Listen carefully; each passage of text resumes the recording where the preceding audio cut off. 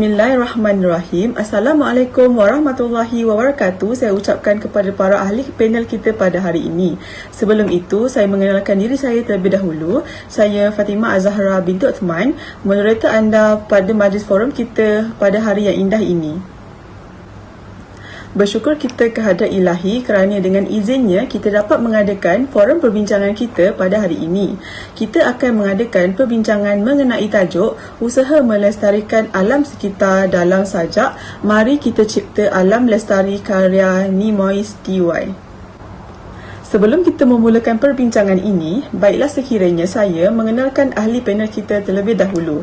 Ahli panel kita terdiri daripada 4 orang ahli panel, iaitu yang pertama, Cik Nur Emilia Shazlin, panel kita yang kedua, Khairul Firdaus, panel yang ketiga, Cik Balqis Syuhada, dan yang terakhir panel keempat, Nur Luqman Nul Hakim. Seterusnya, sedikit biodata mengenai penulis karya sajak yang akan dikupas sebentar lagi, iaitu Nimois TY atau nama sebenarnya Nik Muhammad Iznan Tuan Yaakob. Beliau berasal dari Kampung Gol Ipoh, Tanah Merah, Kelantan. Isu pemuliharaan alam kini sedang hangat diperkatakan. Isu-isu alam sekitar yang semakin serius ini wujud daripada hasil berlakunya penggunaan dan eksploitasi sumber alam yang tidak terurus. Tanpa membuang masa, kita teruskan dengan panel kita yang pertama, iaitu Cik Nur Emilia Shazlin untuk mengupas lebih lanjut lagi mengenai isu alam sekitar yang terdapat dalam tajuk sajak ini. Dipersilakan. Assalamualaikum warahmatullahi wabarakatuh. Hari ini saya akan mengupas tentang isu alam sekitar yang semakin serius, terutama dalam sajak Mari Kita Cipta Alam Lestari oleh pengarangnya iaitu Nimois. Dalam sajak berikut, beliau mengajak masyarakat untuk mencipta alam lestari yang bersumberkan kehijauan di bumi yang subur. Dan beliau menegaskan lagi, tiada gunanya pembangunan negara jika kita sebagai masyarakat sesuka hati memusnahkan alam sekitar tanpa memikirkan risiko pada masa akan datang, terutama sekali kepada generasi muda pada hari ini. Tidak dinafikan, dunia yang semakin canggih dengan teknologi yang semakin moden menyebabkan lebih banyak alam sekitar musnah oleh kerana pembangunan yang semakin pesat. Dan ada beberapa usaha yang boleh dilakukan oleh kerajaan ialah dengan menayangkan video yang memaparkan akibat daripada pembangunan yang rakus, dan kemusnahan alam sekitar boleh menambah kefahaman mendalam mengenai rasionalnya pembangunan lestari, terutama sekali kepada golongan muda hari ini. Sekian sahaja. Baiklah, jadi kita dapat saksikan di sini bahawa timbulnya isu alam sekitar itu adalah disebabkan oleh proses pembangunan dan kemodenan. Seterusnya, mari kita dengarkan pula pandangan yang boleh dikongsikan oleh panel kedua kita iaitu Encik Khairul Firdaus mengenai isu yang dibangkitkan dalam karya Nimois ini dan apakah usaha yang perlu dilakukan. Dipersilakan. Baiklah, terima kasih kepada saudari moderator Puan Fatimah atas soalan yang telah diajukan. Saya setuju dengan apa yang dikatakan oleh panel pertama sebentar tadi kerana ia menyentuh juga dengan apa yang ingin disampaikan oleh penyajar yang dapat dilihat pada rangkap kelima, iaitu bahawa mari kita semat azam memugah impian, kita cipta sebuah alam lestari cantik di mata, anggun di atma nantinya untuk semua pencinta pesona. Melalui bait-bait puisi ini, penyajar menyeru masyarakat supaya dapat membudayakan sikap melestarikan alam sekitar untuk mengekalkan keindahan dan keunikannya. Hal ini demikian kerana alam sekitar merupakan anugerah Tuhan yang amat bernilai untuk kita. Kita sebagai manusia diberi amanah untuk menjaga dan menggunakannya dengan sebaik mungkin. Oleh itu, usaha yang perlu dilakukan oleh masyarakat adalah membendung daripada aktiviti-aktiviti manusia yang boleh menjejaskan alam sekitar seperti pembalakan hutan, penerokaan tanah secara tidak terkawal, pembakaran secara terbuka, pembuangan sisa toksik ke dalam sumber air dan pelepasan gas-gas beracun ke udara. Kita sebahagian daripada anggota masyarakat perlu berganding bahu dan bekerjasama dengan pihak kerajaan dan badan bukan kerajaan bagi melindungi alam sekitar. Tegasnya di sini, kesedaran masyarakat terhadap kepentingan menjaga alam sekitar itu amatlah penting kerana ia dapat mengelakkan kita daripada melakukan perkara yang boleh memusnahkan alam sekitar. Seperti yang telah disuarakan oleh penyaja ini iaitu Muiz, beliau lantang menegur sikap masyarakat yang mengabaikan tentang kelestarian alam sekitar. Beliau juga amat peka dalam mengetengahkan isu sejagat tentang khazanah alam sekitar yang dapat kita lihat melalui bait-bait puisi sajanya dan dapat menggambarkan bagaimana sikap dan usaha yang dilakukan oleh masyarakat itu. Sekian, terima kasih. Penerangan yang sangat jelas kita dapat dengarkan sebentar tadi. Tanpa membuang masa, saya serahkan kepada ahli panel kita yang ketiga iaitu Cik Balkis Syuhada.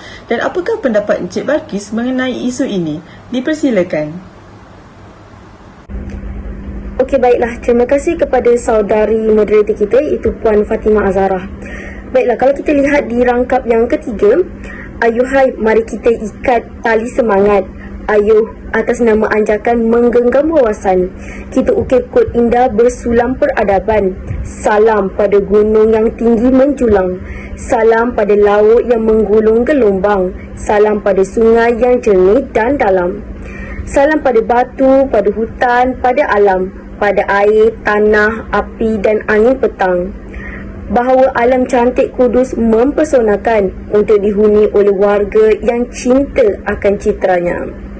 Melalui rangkap ketiga saja ini, penulis mengharapkan setiap masyarakat harus berganding bahu dalam menjaga alam semula jadi supaya generasi akan datang dapat melihat kecantikan alam sekitar.